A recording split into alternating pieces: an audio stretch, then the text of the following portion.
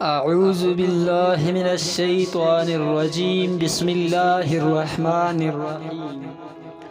ایک مرتبہ اللہ کے کسی ولی سے ایسی خطا سرزد ہو گئی کہ اس نے سوچا کہ میں اللہ کی بارگاہ میں حاضر رہنے کے قابل ہی نہیں رہا۔ اس خیال سے وہ مسجد و حجرہ چھوڑ کر کہیں چلا گیا۔ کسی شہر کی ایک گلی میں اس نے ایک منظر دیکھا۔ ماں نے اپنے بچے کو کسی غلطی پر مارا اور اسے گھر سے نکال دیا۔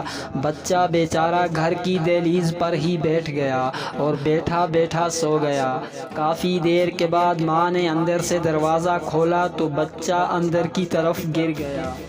ماں نے اسے اٹھا کر گلے سے لگا لیا۔ وہ اسے چوم رہی تھی اور کہہ رہی تھی، میرے بچے تو دروازے پر ہی سویا پڑا تھا۔ بھرے شہر میں بچے اپنی ماں کے سوا کوئی نہ تھا جس کے ہاں روٹھ کر چلا جاتا۔ تیری کوئی خالہ پھوپھی ہوتی تو اس کے ہاں چلا گیا ہوتا۔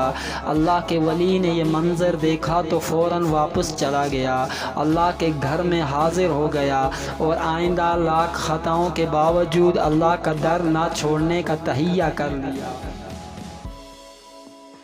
اللہ کریم اپنے بندوں سے ان کی ماں سے بھی زیادہ محبت کرتا ہے۔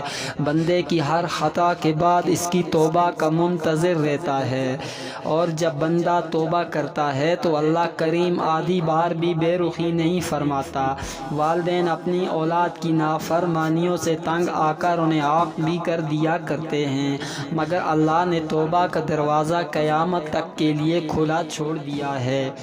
سبحان اللہ علی عفو بعد قدرتہ وعلی حلمہ بعد علم۔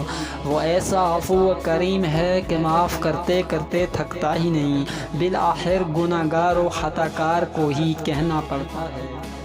بڑی دور پہنچے جفا کرتے کرتے، انہیں ساتھ پایا وفا کرتے کرتے، ابھی تک انہیں کچھ بھی پرواہ نہیں تھی، ہم ہی تھک گئے تھے خطا کرتے کرتے، وما علینا الا البلاغ المبین۔